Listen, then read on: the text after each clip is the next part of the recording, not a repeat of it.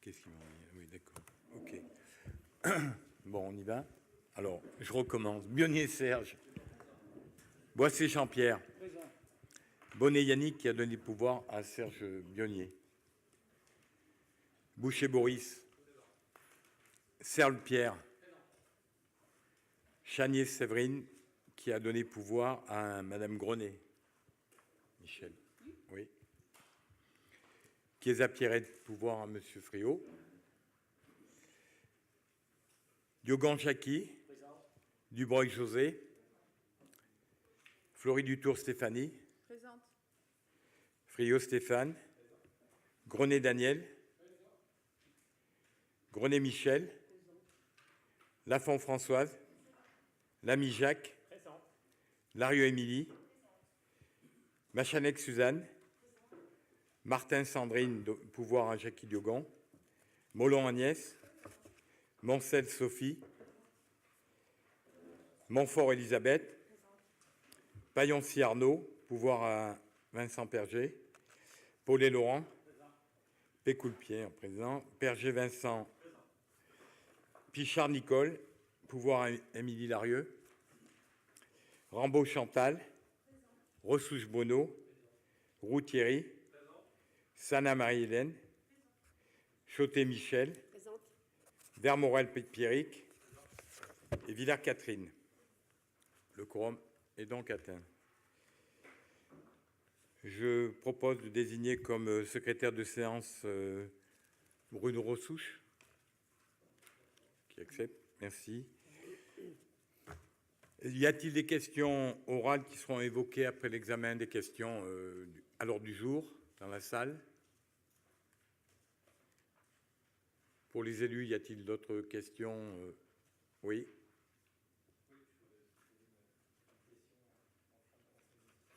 Oui. Sur quoi? Ok.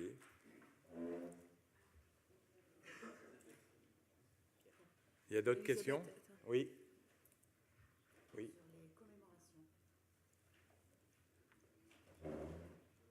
Commémoration, d'accord.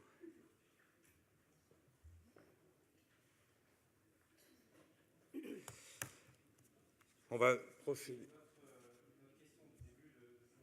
Je vais mettre le micro. Bon, il y a une chose qui nous embarrasse un peu parce qu'on a eu que peu de temps pour se concerter, parce qu'on vient de recevoir, comme l'ensemble des élus du conseil municipal, une lettre des 3 syndicats de la ville sur une question qui est traitée au conseil municipal aujourd'hui. Oui. Donc, bon, on a juste eu le temps de le lire. Manifestement, il y a une polémique sur cette question à l'ordre du jour du conseil municipal. Sur les arguments développés, il ne pointe manifestement qu'une seule des décisions qui concernent le personnel, enfin, une décision qui est soumise au vote ce soir. Et de notre point de vue, il pourrait pointer d'autres décisions de ce conseil ou d'autres conseils sur les mêmes arguments qui sont développés. Donc, voilà, on n'est pas forcément très à l'aise avec ça. Pourquoi uniquement cette délib et cet agent-là? Ça nous pose quand même question. Donc, la question qu'on souhaiterait vous poser, ou la proposition qu'on voudrait vous faire, c'est le temps de régler ce qui semble faire polémique. Est-ce qu'on vous souhaitez modifier l'ordre du jour au conseil municipal en retirant cette question pour la reporter au prochain conseil ou, enfin, voilà. Non, si vous voulez, mais on donnera des explications tout à l'heure, peut-être quand on va aborder la question, puisqu'elle est à l'ordre du jour. Donc, on donnera des explications. Mais on n'a pas, je sais pas du tout, je pense pas que le conseil municipal ait envie de surseoir sur ce sujet-là.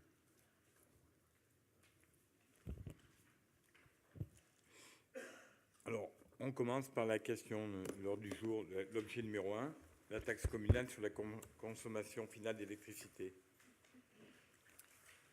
Donc, question étudiée par la commission numéro 4, attractivité du territoire, qui s'est réunie le 9 avril 2015. Plus fort, micro. Micro. C'est mieux? Oui. Mais il est allumé, mais il n'y a pas de voyant. Voilà. C'est la fève. Tu veux le mieux? Non, ben ça va aller. Cette délibération concerne la loi NOM, c'est-à-dire le marché de l'électricité. L'article 37 de la loi de finances rectificative pour 2014 simplifie les règles qui fixent les coefficients multiplicateurs instaurés par cette loi et donc fixés par la municipalité. La taxe reposant sur les quantités consommées en mégawattheure. Les valeurs désormais uniques qui peuvent être déterminées sont 0, 2, 4, 6, 8 ou 8, 5. Dans la mesure où il a été fixé par le conseil municipal du 13 septembre 2014 à 8,44, il est proposé de l'arrondir à 8,50 et applicable à partir du 1er janvier 2016. Il sera par la suite actualisé chaque année en fonction de l'indice moyen des prix à la consommation hors tabac. Des questions? Qui est contre? Qui s'abstient? Voté à l'unanimité, merci. Et l'éclairage public et signalisation lumineuse, Madame Larieux. Donc, question étudiée par la commission numéro 4 et la commission numéro 2, aménagement et embellissement de la ville, qui s'est réunie le 14 avril 2015.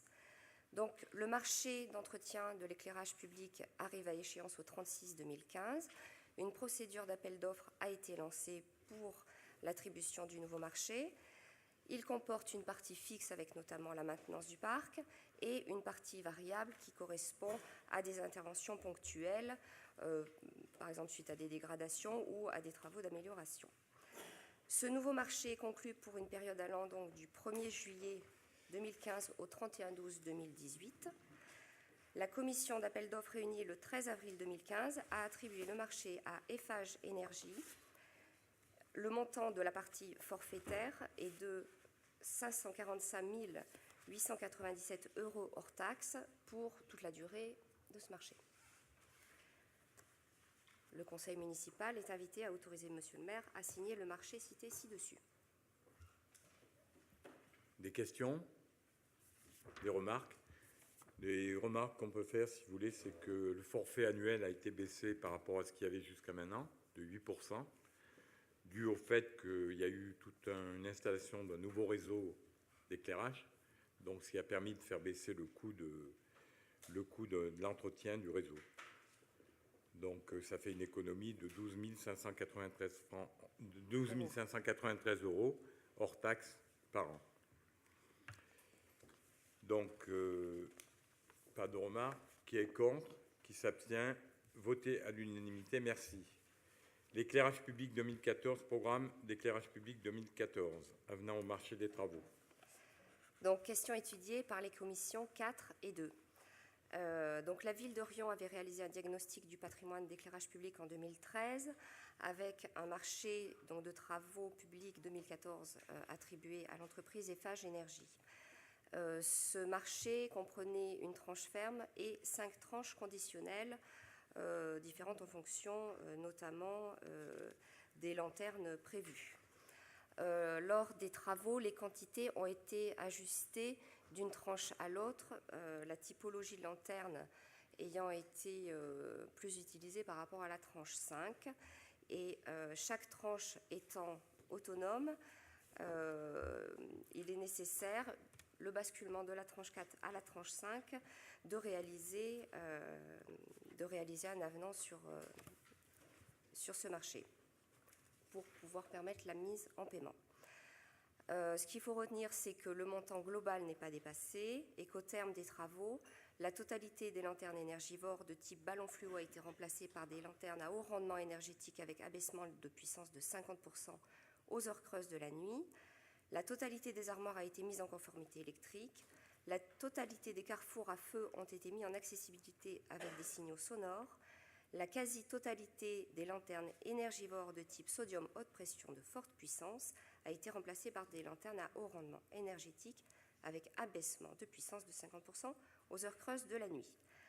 La commission d'appel d'offres du 13 avril 2015 a donné un avis favorable à la passation de cet avenant et le conseil municipal est invité à autoriser le maire à le signer.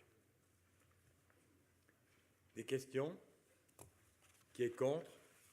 Qui s'abstient? Voté à l'unanimité, merci. Question numéro 4, location de conteneurs. Question étudiée par les commissions 4 et 2.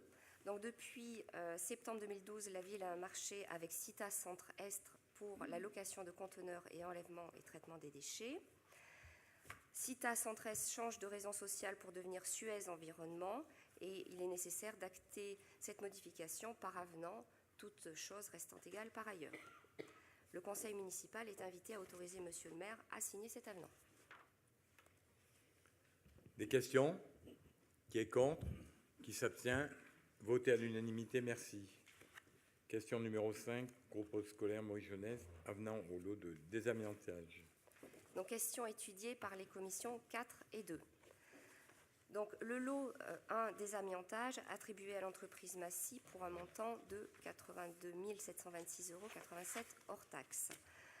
Ce marché doit être adapté en cours de chantier en supprimant des travaux, à savoir la dépose et l'évacuation de la chaudière et brûleur avec joint amianté. Cette prestation, elle est différée. La chaudière va être conservée et confinée au sous-sol dans le respect des prescriptions de sécurité. Cette chaudière n'est pas celle qui est en service, c'est une vieille chaudière à fioul qui n'est plus en fonctionnement et donc il n'y a pas de souci avec éventuellement l'amiante qui est à l'intérieur. La moins-value s'élève à 1 650 € hors taxe. Autres travaux, la réalisation de cheminement provisoire. Cette prestation sera réalisée par le lot numéro 2, démolition gros œuvres, qui a déjà prévu la prestation et pour lequel il n'y aura pas de réalisation d'avenant. Et donc la moins-value relativement au lot numéro 1 est de 1 870,97 € hors taxe. L'ensemble de ces travaux conduit à une moins-value globale de 3 520,97 € hors taxe. Le conseil municipal est invité à autoriser le maire à signer cet avenant. Qui est contre? Qui s'abstient? Voté à l'unanimité, merci. Question numéro 6, tableau des effectifs 2015, transformation et suppression de postes.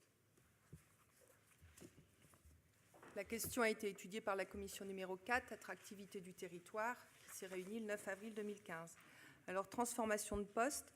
Une délibération du 6 novembre 2014 avait prévu la création d'un poste de professeur d'enseignement artistique, soit d'un attaché, tous les deux de catégorie A. Le candidat retenu étant titulaire du grade d'attaché principal, il est nécessaire de modifier le tableau des effectifs en conséquence. Donc le poste créé attaché principal, le poste à supprimer professeur d'enseignement artistique ou attaché. Date d'effet de la création 1er mai 2015. Deuxièmement, suppression de poste.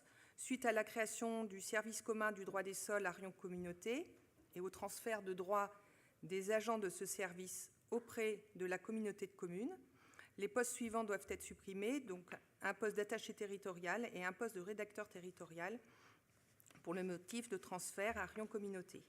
Donc vous êtes invité à transformer le poste créé au conseil municipal du 6 novembre en poste d'attaché principal à compter du 1er mai, et à supprimer les postes d'attaché de rédacteur territorial.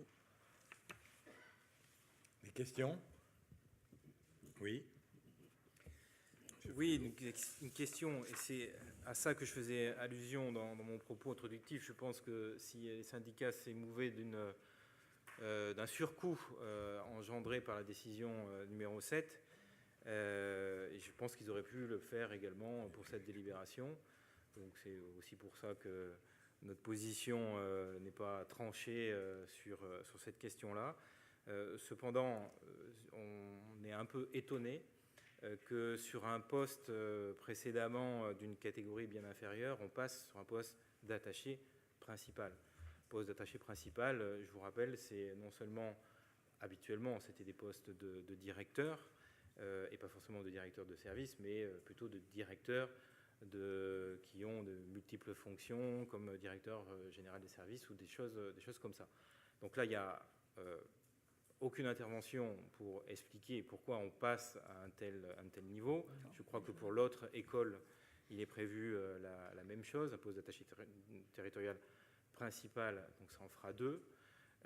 Donc il y a un réel coût supplémentaire. Alors moi, j'attendais qu'il y ait des explications, non pas forcément en termes de gestion du personnel, mais plutôt en termes d'ambition artistiques donnés à ces écoles, qui pourraient là justifier qu'on passe à un niveau supérieur d'attaché principal. Mais je n'ai pas entendu M. Boissé intervenir sur cette question-là. Donc je pense que c'est pas à ce niveau. Ben oui, mais je vais finir. Vous allez répondre, bien sûr. Vous allez répondre, j'espère. Donc voilà, on s'étonne et les syndicats à juste titre le disent, que vous évoquez des nécessaires économies à faire. Je pense que dans ce cadre-là, on ne fera pas d'économies, bien au contraire. Et vous savez ce que pèse la masse salariale sur le budget de fonctionnement de la ville. Alors, vous savez peut-être comment se passe un recrutement, mais si vous voulez, au vu des compétences, c'est cette personne qui correspondait au mieux à la fiche de poste établie. Et c'est le but qui semble essentiel dans un recrutement. Maintenant, donc j'ai bien compris qu'en fait, votre question, c'est un souci de bonne gestion financière. Et donc, je suis sensible au fait que nous partageons les mêmes préoccupations. Et sachez que nous sommes vigilants sur la maîtrise de nos charges, dont celle du personnel. Mais notre politique dans ce domaine n'est pas la logique d'économie à tout prix. Et nous travaillons sur l'organisation pour trouver un équilibre entre les conditions dans lesquelles les agents doivent travailler, la qualité de vie au travail, la gestion des compétences, la mobilité, la maîtrise des charges et le niveau de service public souhaité. Donc vous savez que nous avons réorganisé l'école de musique et l'école d'art plastique suite à des départs. Le départ de la responsable des enseignements artistiques en 2013, qui était donc sur les deux écoles, et du responsable pédagogique de l'école d'art plastique en septembre 2014. Aujourd'hui, un secrétaire est réparti à mi-temps entre les deux écoles. Nous avons accueilli récemment donc une nouvelle directrice de l'école d'art plastique depuis le 1er avril, un nouveau directeur pour l'école de musique à partir de début mai. Donc chaque directeur aura une mission pédagogique et culturelle à plein temps.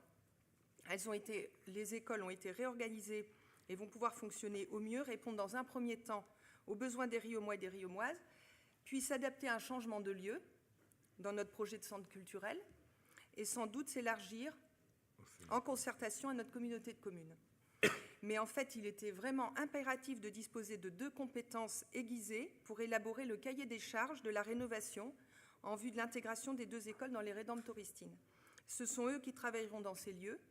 Ils ont une vision extérieure et expérimentée, et que notre souhait, c'est que les Rédemptoristines soient techniquement aussi bien réussies que les serres municipales. Réalisation de votre mandature. Oui. Moi, la question que j'y vois aussi, souci de la bonne gestion, mais aussi s'il y a un projet pédagogique pour ces 2 écoles exemplaires et qui tirent ambitieusement Riom, c'est le but. Pourquoi pas sa communauté de communes vers le haut, oui. On s'en réjouira tous. Pour autant, il y a des personnels, ça existe dans notre municipalité, qui ont passé le concours, par exemple, d'attaché principal, et bon, il n'y avait pas de poste pour eux, donc ils sont restés attachés. Donc aujourd'hui, je pense à ces personnels-là, et j'espère qu'ils me prennent pas mal le fait que, d'un coup, on puisse trouver des postes comme ça, d'attachés principaux, un petit peu dans toutes les directions, quoi. Voilà, c'est le bémol que j'aimerais aussi mettre là-dessus. D'autres remarques ? Oui, j'avais posé la question lors de la commission du 9 avril. J'avais demandé l'évaluation du coût supplémentaire de cette décision. On m'avait dit qu'elle serait donnée lors du conseil municipal. Et donc, alors peut-être j'ai eu un problème de boîte mail, mais je n'ai pas reçu de compte rendu de la commission. Mais en tout cas, je n'ai pas l'information.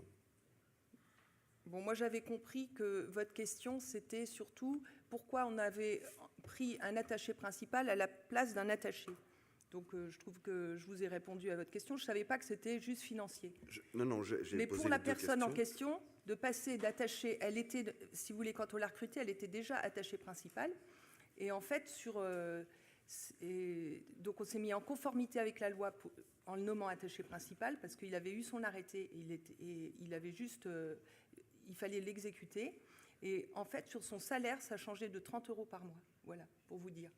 Donc le coût supplémentaire pour la collectivité, vous nous dites, c'est Ça dépend par rapport à ce à quoi vous basez. Hein. Je sais pas. La Par rapport situation à la précédente. personne recrutée, ça faisait 30 € de plus par mois pour cette personne. Par rapport à la situation précédente. Voilà. Par rapport à quoi?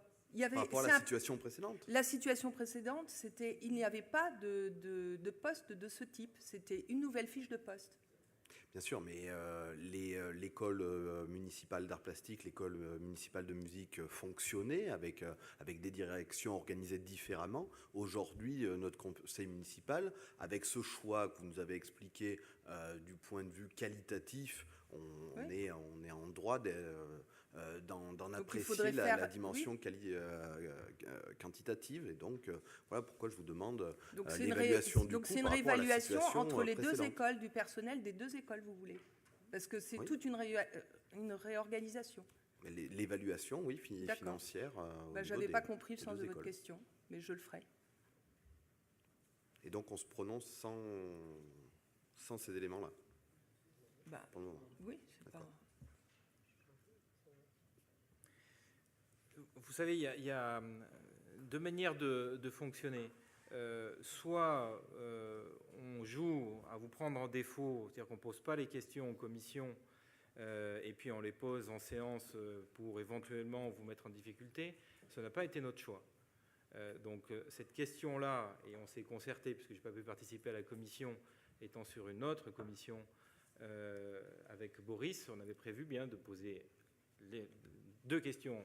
Pourquoi un passage d'attaché à attaché principal, pardon, et évaluation du coût supplémentaire pour la collectivité. Les deux questions ont bien été posées. Donc vous ne répondez pas à cette question, moi je le regrette, et ça influencera notre décision, parce que là, il n'y a pas la réponse.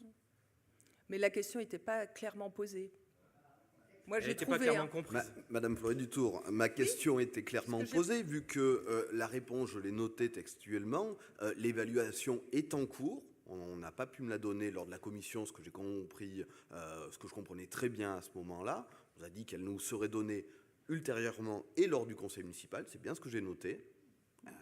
Voilà, je me disais qu'elle serait peut-être dans le compte-rendu de la commission. C'est pour ça que j'ai pris la précaution de vous demander si le compte-rendu de la commission avait été envoyé et si j'avais eu un problème de boîte informatique. Oui. Voilà. Non, mais moi, pas je la vous dis réponse que vous j'avais m'accordez. compris juste la différence entre attaché et attaché principal pour ce monsieur-là. Voilà. Donc, je vous réponds. Pour ce monsieur-là, ça lui faisait 30 € par mois de plus. Oui, Alors, tant qu'on est à parler de ça, parlons-en. parlons-en. Comme vous nous parlez toujours d'économie, d'attention particulière sur la masse salariale, tout ça, pour bien se rendre compte, parce que finalement, il y a des postes qui avant étaient rédacteurs, sont devenus attachés principal, etc., des personnels supplémentaires qui n'existaient pas sous l'ancienne mandature, comme au niveau de la police municipale, etc. Est-ce qu'on pourrait avoir un bilan global De la masse salariale. Et voir un peu les évolutions, sachant que... Oui, bien sûr. Parce que là, comme ça concerne deux écoles, c'est pas... Oui, mais pas que sur les Non, écoles. mais sur Quoi. l'ensemble. Sortons de là, mais la question là... J'essaie de la formuler le mieux possible pour que vous puissiez répondre. Voilà. La police, etc. Enfin, voilà. Je vous le donnerai en Une début vision de- globale, c'est mieux.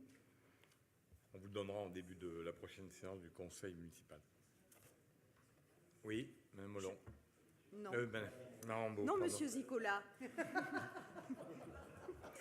Vous savez, j'ai toujours droit à Madame Molland, donc vous aurez droit à monsieur Zicola. Oui, Ça merci. changera.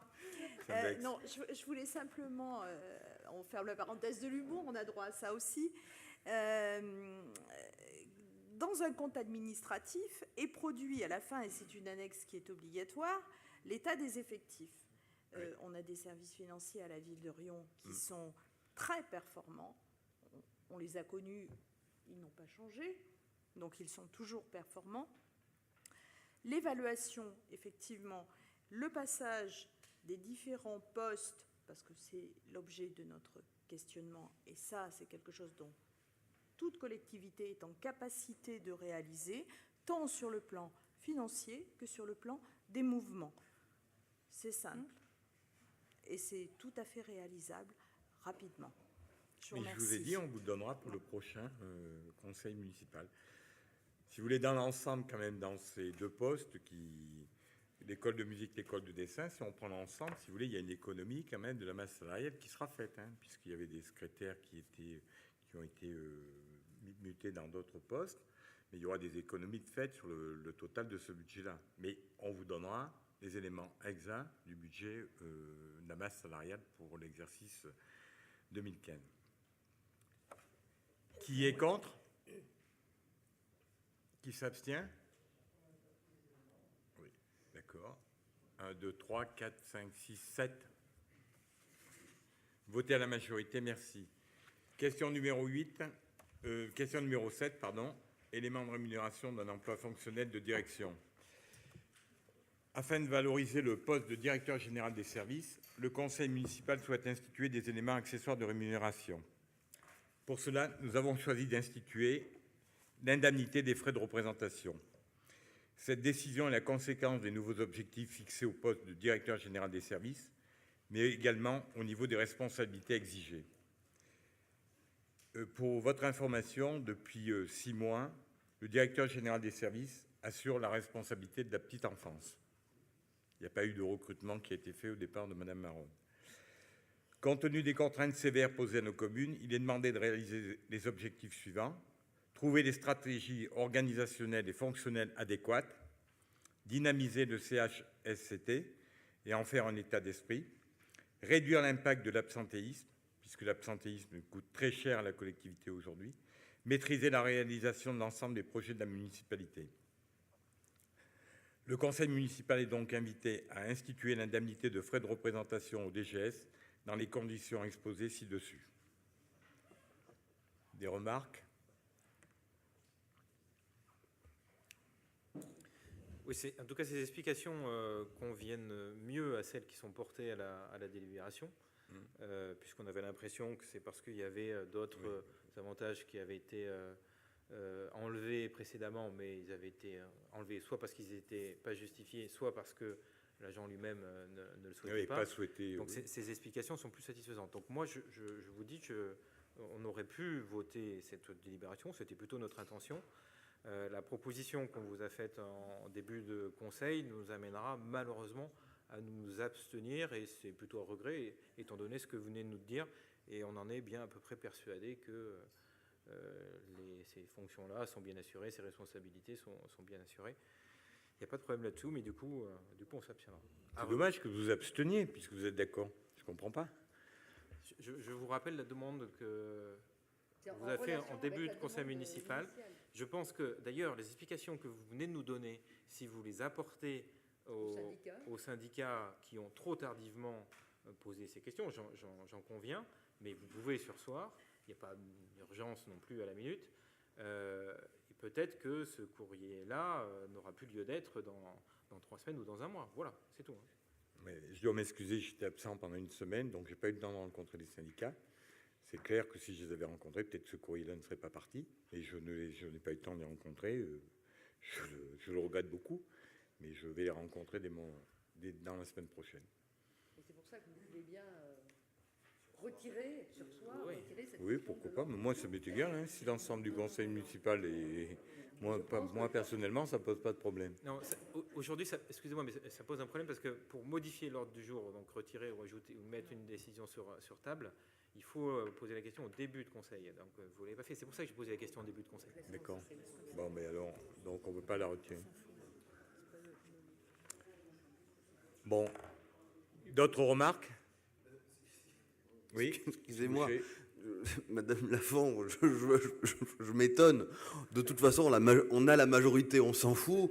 Si c'est ça, écoutez, moi je ne sais pas ce que je fais là, vraiment. Donc dites-nous si notre présence est inutile. Dans ce cas-là, on fera d'autres choses. Non, mais tout le monde a le droit de s'exprimer.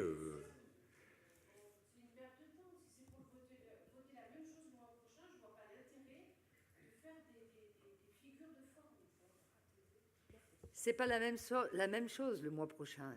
Vous avez un courrier qui vous est arrivé comme nous, celui des syndicats qui posent des vraies questions. C'est pas qu'une question d'argent. Je pense que leur interrogation n'est pas qu'à ce niveau-là. C'est une question de considération des personnels qu'ils mettent en relation justement avec cette augmentation qu'ils ne comprennent pas, parce qu'à mon avis, ils n'ont pas eu les bons éléments, comme nous d'ailleurs. Ce qu'il y a dans la délib, c'est pas les bons éléments. Non, je crois qu'on peut pas dire ça. Non, mais c'est pas les bons éléments. La voiture de service, elle est devenue voiture de service depuis que Christine Pires-Beaune avait était devenue DGS. Le logement de fonction, Geoffrey Chalafi, c'est lui qui a décliné le fait de prendre ce logement de fonction. Donc ce ne sont pas les bons arguments. En revanche, monsieur le maire, ce que vous avez donné comme argument, le fait qu'il s'occupe de la petite enfance, le fait qu'il ait des dossiers lourds à gérer, ça c'est des vrais arguments. Et donc c'est là-dessus qu'il faudrait voter. Et c'est pas qu'une question d'argent. Vous voyez que je suis pas trop mauvais. Qui est contre? Qui s'abstient? Alors, 7 abstentions. Votez à la majorité. Merci. Donc, la question numéro 8. AFUA, autoriser les martres. Accord sur le projet de remembrement. Jacques Lamy. Donc, on a une AFU qui a été constituée au niveau du secteur de Ronchalon. Cette AFU avait présenté son projet que nous avions passé au vote. Suite au conseil municipal, le projet a été présenté à l'État, donc au commissaire enquêteur. Nous avions, nous, émis des réserves sur ce projet qui n'étaient pas conformes à certaines demandes que nous avions formulées. Et de fait, le commissaire enquêteur, aujourd'hui, a refusé de donner son approbation à ce dossier et de fait, l'AFU nous le représente corrigé désormais. Donc le projet a été corrigé, il nous est représenté puisque c'est une obligation que le conseil municipal le valide avant l'État. Vous êtes donc invité à donner votre accord au projet de remembrement présenté par l'AFUA Les Martres, tel qu'annexé à présente délibération. Et je précise donc que ce projet prend en compte les différentes remarques que nous avions formulées lors du dernier conseil municipal où nous en avions parlé. Et des remarques? Qui est contre? Qui s'abstient? Voté à l'unanimité, merci. Maupertuis, constitution de servitude au profit de RDF. Nous avons, pour répondre aux besoins de l'agriculture, un agriculteur qui souhaite installer une pompe hydraulique donc pour irriguer, a sollicité ERDF pour avoir une installation électrique. ERDF, de fait, sollicite la mairie pour avoir une servitude afin d'implanter son poteau électrique sur la parcelle. Nous sommes donc le conseil municipal est invité à autoriser le maire ou à son représentant à signer avec ERDF la convention de servitude d'implantation d'un support basse tension sur la parcelle YM 115 appartenant à la ville d'Orion à Maupertuis. Des remarques? Qui est contre? Qui s'abstient? Voté à l'unanimité, merci. Question numéro 10. Une autre question courante, des acquisitions foncières dans la rue Saint-Don. Il s'agit d'acheter 2 parcelles à Madame Buissonnier et Monsieur Fonbonne, les parcelles AE 705 de 45 mètres carrés au prix de 20 € du mètre carré pour un total de 900 €. Donc le conseil municipal est invité à décider de l'achat de la parcelle AE 705 située rue de Saint-Don au prix de 20 € le mètre carré et autoriser le maire à signer tous actes en conséquence. Des questions? Des remarques? Qui est contre? Qui s'abstient? Voté à l'unanimité, merci. Question numéro 11. Ce n'est pas une question, c'est un exposé. Numéro 11. Laurent Paulet. Si vous voulez brancher le rétroprojecteur. C'est donc, monsieur le maire et chers collègues et mesdames, messieurs dans le public, c'est un exposé de 3h40. Donc je vous demande d'être concentré. Non, je vais essayer de faire un... Je pense qu'à part Madame Lafont, on est tous d'accord.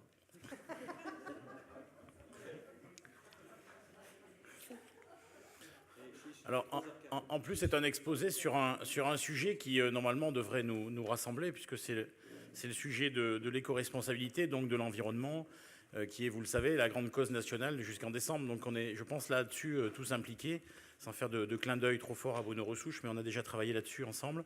Je voudrais d'ailleurs, en préambule de cet exposé, que je vais tâcher de faire malgré tout court et concret, dire que je vais partir de 2010 et de ce que vous avez mis en place, hein, une fois n'est pas coutume, ça m'arrive, au sein des services, qui est quand même la genèse et le fondement de la démarche que nous avons l'intention de continuer, de poursuivre, d'amplifier et de faire avec un maximum de monde autour de nous.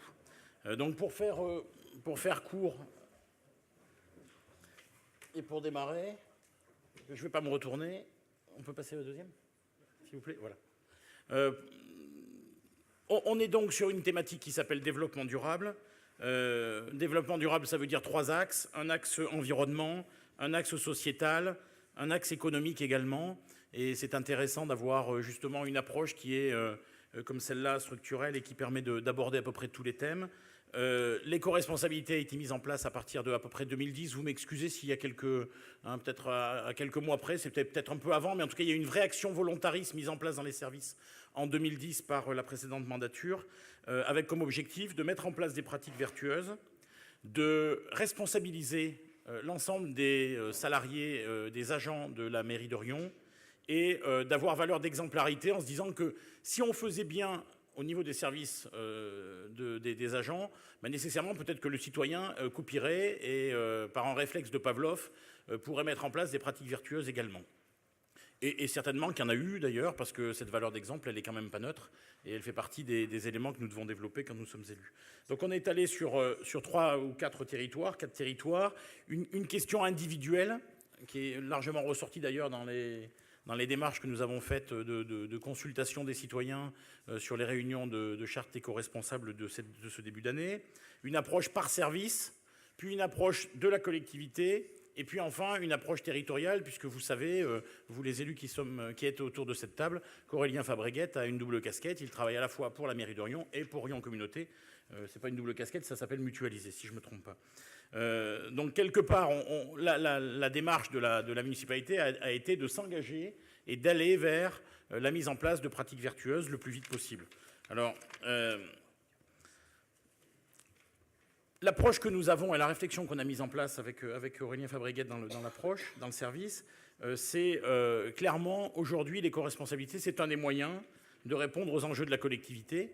Alors vous voyez que sur cette ruche d'abeilles, sujet qui est éminemment d'actualité, puisqu'on a quand même un certain nombre de devoirs quand on est être humain, et en particulier de préserver, je fais un petit clin d'œil à Madame Molon cette fois-ci, mais de préserver cette richesse que sont les abeilles. Et aujourd'hui, il y a quand même, sur cette question-là, beaucoup d'articles qui sont publiés et beaucoup de problématiques. Quand je dis c'est un moyen de répondre aux enjeux de la collectivité, c'est aussi en lien avec la baisse des moyens publics qui sont mis à notre disposition. Et l'éco-responsabilité doit nous permettre de juguler les conséquences potentielles de cette baisse. Cette approche, elle donne du sens. Et Dieu sait si dans le monde dans lequel nous sommes aujourd'hui, on est un certain nombre, et en tout cas il y a beaucoup de gens qui sont en recherche de sens. Le sens de l'éco-responsabilité, c'est quelque chose d'important. Ça permet de mobiliser à la fois des moyens et des citoyens. Je dirais que sur les moyens, assez facile, et vous verrez qu'il y a des résultats, il y a des réalisations. Sur la mobilisation des citoyens, on peut quand même dire que sur les réunions qui ont été faites en ce début d'année, on voit que même si le terrain et le thème est porteur, c'est pas aussi facile que ça, et on a sûrement une remise en question et un changement d'approche à avoir. On en a déjà discuté avec certains d'entre vous. Et puis, c'est aussi un élément important de cohésion d'équipe, au sein des services, avec la mise en place de sujets transversaux qui permettent éventuellement de discussion sur ces pratiques, et pas simplement sur d'autres sujets. Et puis aussi de cohésion avec justement les citoyens, parce que dans les actions qui sont mises en place, il y a des choses qui doivent nécessairement venir au-devant du citoyen et être faites avec le citoyen. Donc c'est dans cette approche-là que je voudrais qu'on inscrive l'éco-responsabilité, c'est-à-dire à la fois un projet transversal sur lequel il y a énormément de choses à faire, parce que nous sommes dans une commune qui est à la fois urbaine et rurale, et donc quelque part on a des environnements qui sont différents, que l'on soit dans le centre-ville ou que l'on soit plus à l'extérieur, mais aussi dans cette capacité à générer des pratiques qui permettraient de faire des économies sans j'allais dire nécessairement, mais bien sûr sans faire d'économies sur le service public et sur le service rendu aux citoyens. Alors sur les programmes d'action qui ont été mis en place, il y avait 6 grands thèmes. Je vais commencer par celui le plus à droite. Il est transversal, c'est pour ça que j'en parle. C'était vraiment une notion de sensibiliser, de former, de valoriser et de diffuser un certain nombre d'actions, de pratiques, d'idées, de réflexions communes. Et après, sur la partie beaucoup plus fonctionnelle, 5 grands thèmes. Un premier thème, et il a été largement mis en œuvre, on n'est pas encore peut-être tout à fait à la fin des programmes à mettre en œuvre, mais malgré tout, beaucoup de choses ont été faites dans le domaine de l'amélioration et de la gestion de la consommation des fluides, et donc de la performance énergétique des bâtiments. Et le bâtimentaire dans la commune de Riom, c'est quelque chose d'important. Des choses ont été faites, il en reste à faire. Et je pense aussi, pour passer un message, que tout ce qu'on va faire à l'avenir devra aussi intégrer cette notion-là, c'est-à-dire qu'est-ce que coûte un bâtiment, mais surtout qu'est-ce qui coûte à 20 ans dans la consommation d'énergie qui va lui être consacrée. Deuxième point, développer une commande publique durable. J'y reviendrai tout à l'heure en termes d'action, mais ça fait partie des choses importantes. On est à l'ère d'une mondialisation totale, galopante. On voit qu'il y a beaucoup de grands projets qui sont faits, malheureusement, dans des conditions un peu particulières, qui ne nous plaisent pas vraiment. Et dans l'approche de la MAPA et de la commission d'appel d'offres, il y a une vraie réflexion sur comment on peut développer une commande publique durable sur la base de ce qui a déjà été fait. Ensuite, un sujet important, et les citoyens vont nous en parler, à mon avis, assez vite, c'est l'optimisation et la gestion des déchets, avec une mission que nous partageons avec le SBA, mais qui est bien évidente. Mais un autre thème, favoriser des alternatives au déplacement des agents en voiture. Donc là, on était bien centré au départ sur les agents. On va voir ce qu'on peut faire en sortant de cette démarche uniquement municipale. Mais l'alternative au déplacement, le covoiturage, la réflexion sur l'organisation de la ville avec des moyens de développement doux, c'était une des premières questions, je crois, qui m'a été posée lors du premier conseil municipal où j'étais à ce poste par Bruno Frégonèse. Voilà. Bien sûr qu'on va travailler là-dessus et qu'on va y venir. Et puis, un dernier point, parce que je parlais aussi de ruralité, mais on est aussi dans une démarche pour accueillir et protéger la biodiversité, sur lequel il y a aussi des terrains sur lesquels nous travaillons, et nous avons déjà travaillé, et la municipalité a déjà travaillé. Alors, pour cette démarche d'éco-responsabilité, moi, la première chose que j'ai faite en arrivant, pour être très clair et concret, je voulais avoir des indicateurs et voir ce que ça a apporté concrètement. En gros, quel suivi on avait fait et qu'est-ce que ça a amené à la collectivité, parce que je suis persuadé que tout agent a besoin de voir le résultat de ce qu'il met en œuvre, et qu'à un moment, alors le résultat, il n'est pas que quantitatif, il est aussi qualitatif, mais d'avoir des indicateurs, de pouvoir mesurer des progrès, ça donne toujours des perspectives, et ça permet de voir si on peut aller plus loin ou pas, s'il y a des choses qui amènent finalement pas de conséquences, mais qui font partie de la bonne pratique.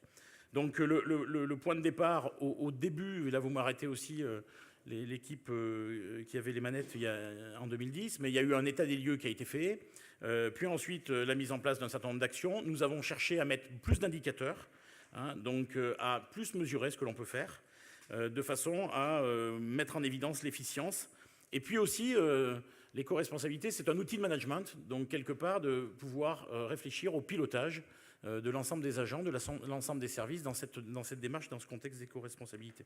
Alors vous avez à l'écran, et c'est petit, mais pour tous ceux qui l'ont sur papier ou à l'écran d'ordinateur, on a beaucoup d'indicateurs qui ont été mis en place. C'est normal, il y a beaucoup d'actions, un peu dans tous les domaines, et je vais vous commenter quelques résultats sur des réalisations mises en œuvre, et vous verrez que les résultats sont contrastés, mais c'est un peu logique parce qu'on ne peut pas gagner partout.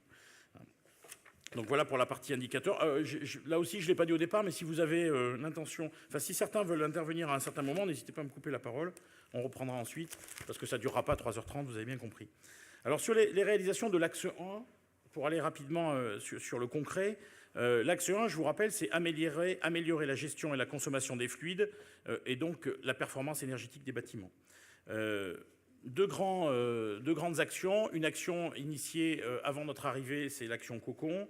Beaucoup de choses, vous voyez, sur la ville de Riom, il y a 14 bâtiments sur 7 sites qui ont fait l'objet de la démarche qui est cofinancée par le Conseil général et par la collectivité en question, donc en l'occurrence la ville de Riom. Ça a généré 15 825 € de CE. La CE, ça veut dire quelque part, c'est de l'argent qu'on a récupéré parce qu'on a fait des investissements conséquents dans ce domaine-là. C'est un point important parce qu'il y a encore des choses à faire et qu'il nous faut choisir dans quel ordre il faut faire les choses de façon à ce qu'on ait une efficience maximale, eu égard à des évolutions de coûts énergétiques qui sont quand même pas neutres et dont on peut imaginer qu'ils risquent d'être encore un peu moins neutres dans les prochaines années. Donc ça, c'est un premier point avec l'amélioration de la performance énergétique de nos bâtiments. Le deuxième point, on en a hérité, la loi, le cadre européen a nécessité que l'ensemble des marchés, d'abord gaz, puis maintenant électricité, on aura des résultats bientôt, soient soumis à une nouvelle réglementation. J'en ai déjà parlé, je ne vais pas revenir là-dessus. Mais sur l'achat gaz en 2015 et 2016, le fait de participer à un groupement de commandes, de rentrer dans une nouvelle démarche, nous a permis de générer 80 000 € d'économies. C'est important, c'est sensible. Il est évident que sur l'électricité, on ne fera pas ces économies-là. Et il est évident que sur l'électricité, il faut qu'on prévoie que potentiellement l'électricité va augmenter dans ses coûts pour la municipalité dans les prochaines années.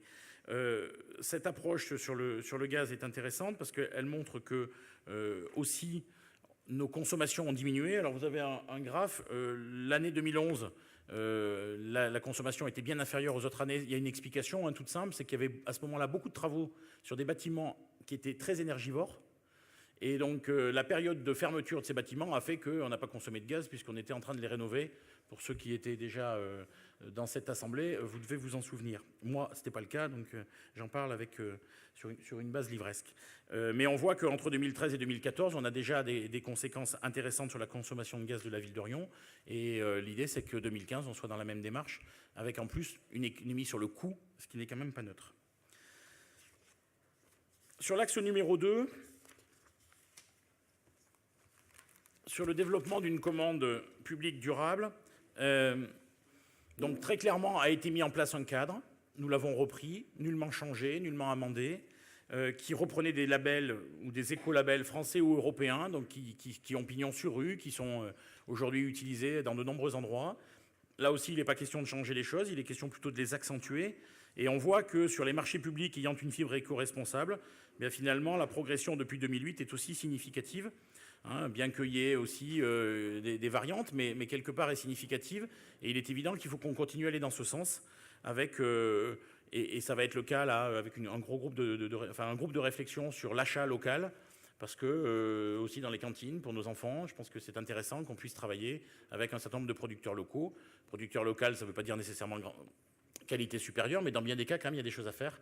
Et en plus, ça permet de soutenir l'économie locale, en particulier des gens qui payent des impôts et qui vivent ici, ce qui est quand même loin d'être neutre dans une démarche citoyenne.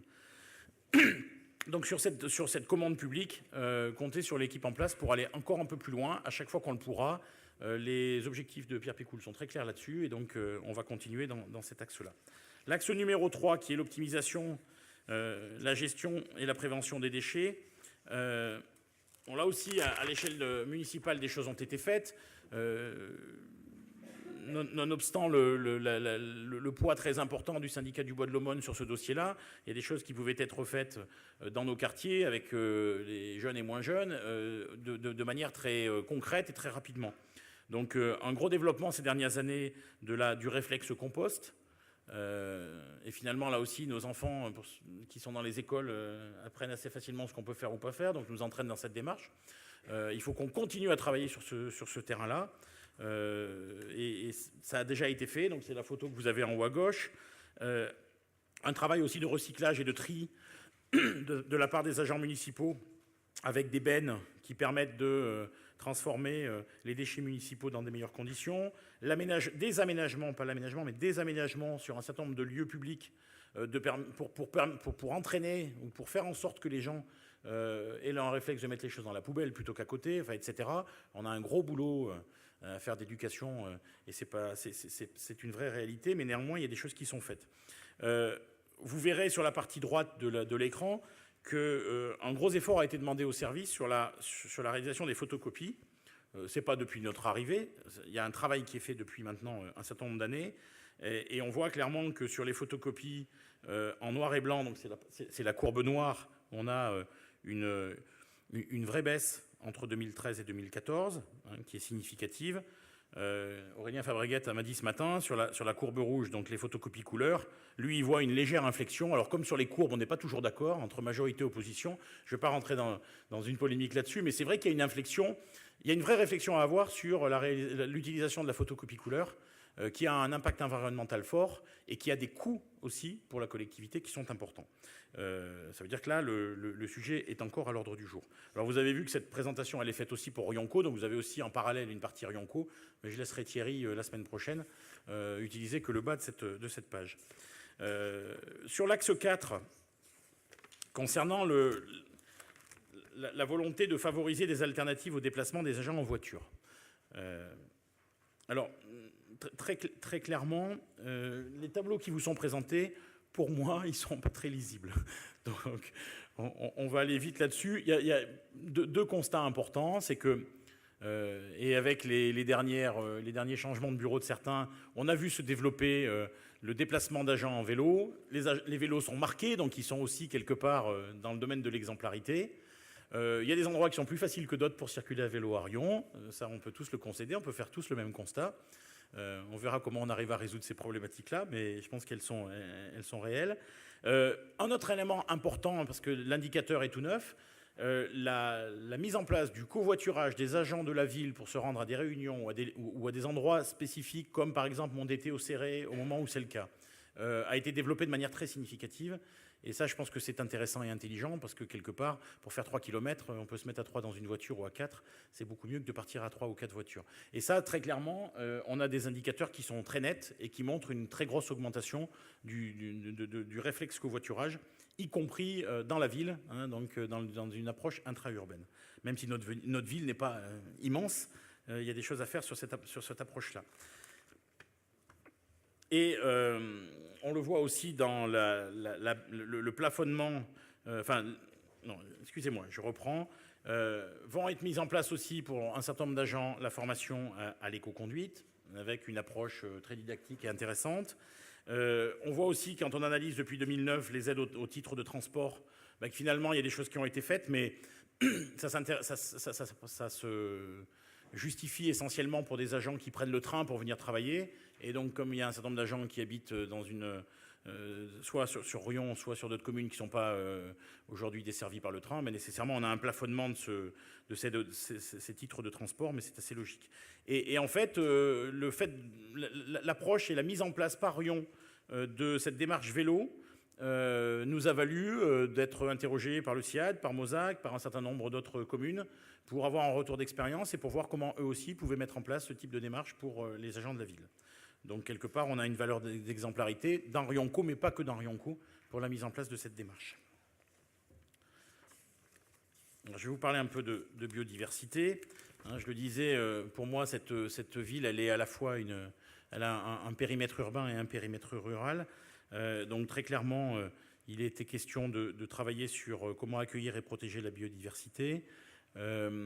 Les agents des services techniques ont fait des efforts conséquents et ont travaillé dans une approche de diminution drastique des produits phytosanitaires et en particulier donc des désherbants, puisque dans la partie urbaine, c'est l'herbe qui pousse dans le caniveau qui était jusqu'à présent éliminée par voie chimique. Ça veut dire aussi que nous avons un rôle pédagogique important, nous les élus, dans chacun des quartiers. C'est que ça veut dire que lorsqu'on ne travaille plus avec du désherbant, on a l'incapacité ou la quasi-incapacité à traiter l'herbe au stade de feuille, au stade plantule. Hein, donc ça veut dire quelque part qu'il faut attendre qu'elle soit un peu développée avant de pouvoir l'enlever par une binette ou par une action mécanique. Donc il faut qu'on habitue aussi le citoyen à ce qu'il y ait de temps en temps un peu d'herbe avant que le service technique ne passe, parce que nécessairement on ne peut pas passer tous les jours dans toutes les rues, faire tous les mètres de la collectivité. Donc ça, c'est un élément important. Allez-y, je vous en prie. Alors justement, j'avais prévu d'intervenir à ce moment-là parce que je voulais savoir s'il y avait des indications qui avaient évolué justement dans le traitement des herbes, parce que j'ai noté dans beaucoup d'endroits en ville où il y a du désherbant qui est utilisé. Il y a, vous regardez notamment sous les comment on appelle ça, les bancs publics. Les bancs publics, dessous, un coup de désherbant, je peux vous emmener en visiter plein. Et donc, sachant que ce genre de produit phytosanitaire n'est ni bon ni pour celui, surtout pour les agents qui les utilisent toute la journée, mais c'est pas bon non plus pour les gens qui côtoient ces endroits-là. Moi, j'ai noté une recrudescence d'emploi de produits phytosanitaires. Donc, je voulais savoir s'il y avait eu des consignes données dans ce sens-là ou si on en restait avec nos brûleurs et notre fauchage. Allez-y.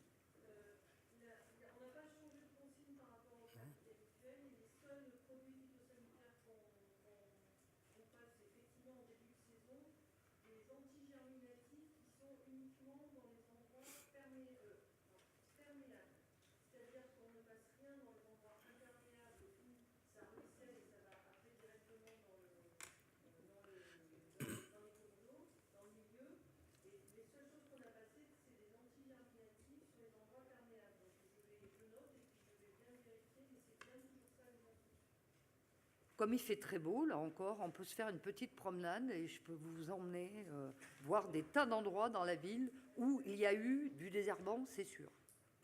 Sachant que si c'est un antigerminatif, Madame Morisset, il n'y a pas d'effet visuel.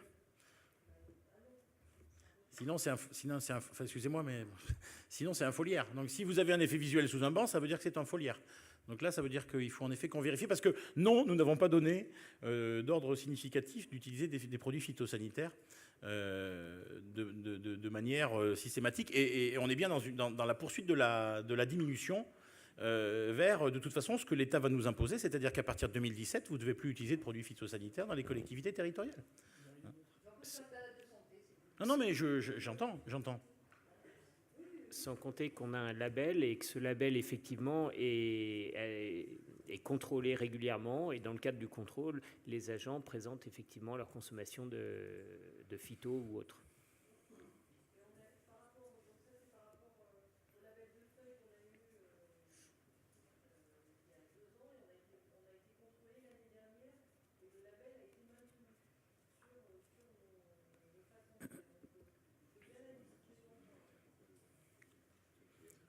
Oui, parce qu'on est plutôt appréhendé par des gens qui nous disent il y a de l'herbe partout, plutôt que de gens qui nous disent c'est tout jeune et ça a été brûlé, pour être sur le retour que nous avons.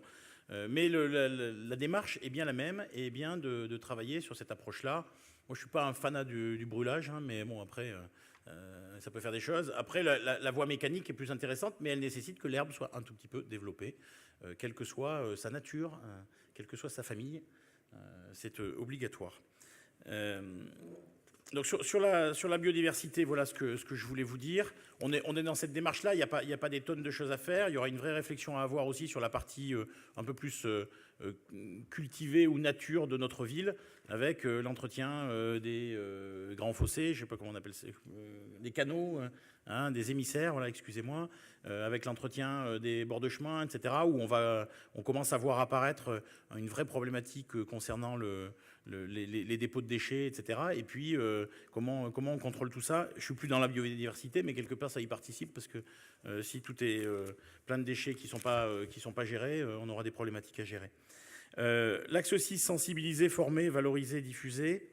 Donc là aussi, ce qui a été fait à valeur d'exemple, la preuve, dans l'article en bas à gauche, c'est un article qui est tiré du support du Conseil à l'époque générale, il s'appelle maintenant départemental du Puy-de-Dôme, qui prend en exemple ce qui a été fait par le club d'escalade de Riomoi.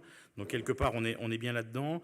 On voit aussi se multiplier la démarche des éco-manifestations, qui est quand même, une fois expliquée à l'ensemble des clubs, très bien accueillie et qui est une démarche très positive pour tout le monde. Donc il n'y a pas de frein particulier. De temps en temps, il peut y avoir quelques dérapages, mais ça ne fait pas légion. Et puis, l'approche Mon été au Céré, où l'idée, c'est quand même que systématiquement, l'intervention des agents municipaux, et puis on pourrait se mettre la même démarche pour nous les élus quand nous sommes présents sur le site, c'est d'avoir un comportement exemplaire. Et on voit qu'en effet, la photo montre un vélo de la ville qui est installé, ça veut dire que l'agent est venu en vélo. Voilà l'approche. Ensuite, je disais que c'était un outil de management et d'animation des équipes. C'est vrai aussi que beaucoup de choses ont été reprises dans les journaux internes des services de la mairie. avec la mise en place systématiquement le fameux éco-truc du mois qui permettait de mettre en évidence des bonnes pratiques. Moi, je crois beaucoup à ça. Je crois qu'il faut qu'on mette en avant l'ensemble des bonnes pratiques. Il faut qu'on le fasse redescendre maintenant au niveau des citoyens. C'est tout l'objet de la charte d'éco-responsabilité que nous sommes en train de travailler, avec l'objectif de transmettre du savoir, de transmettre des compétences, de transmettre aussi des idées, des réflexions, ce qui permet de mettre en avant le travail des agents, parce que finalement, c'est pas toujours aussi évident que ça d'être agent d'une communauté et d'avoir en face de soi en permanence un citoyen qui a toujours besoin d'autre chose. Ou qui a toujours envie qu'on aille un peu plus loin, et tout n'est pas aussi facile que ça. Il suffit de changer de position pour s'en apercevoir. Donc cette approche de sensibilisation et de transmission de savoir est quelque chose de très important pour nous.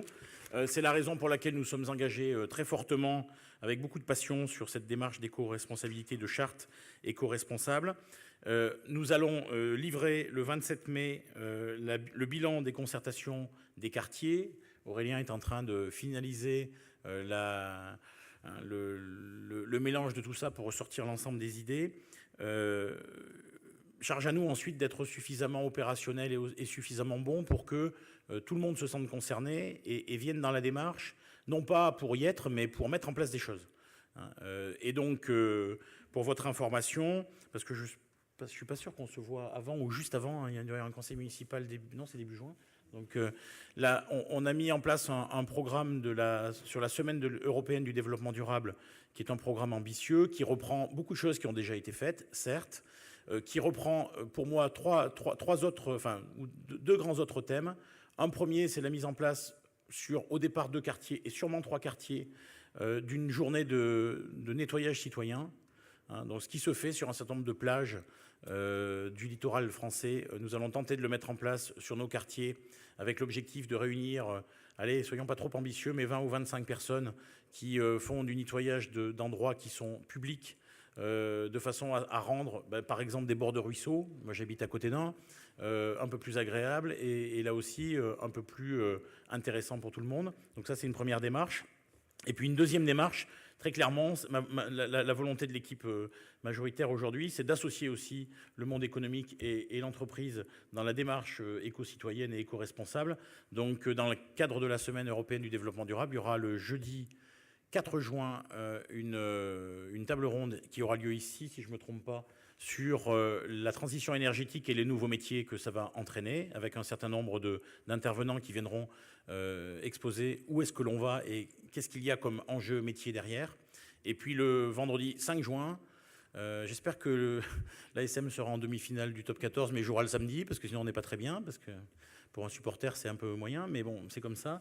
Le 5 juin, il y aura une demi-finale de top 14 à Bordeaux, mais dans cette salle, il y aura aussi une table ronde plutôt sur le thème agriculture et agroalimentaire et développement durable, là aussi pour faire un peu le point des pratiques, des différents modes d'agriculture, puisqu'il y a différents modes aujourd'hui, et des industriels de l'agroalimentaire sur leur démarche en termes d'environnement.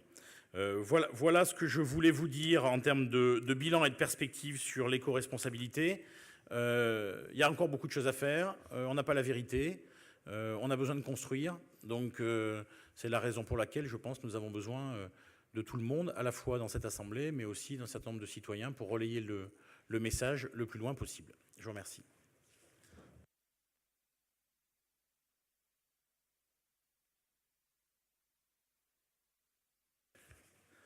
Merci Laurent, merci Aurélien pour le diapo.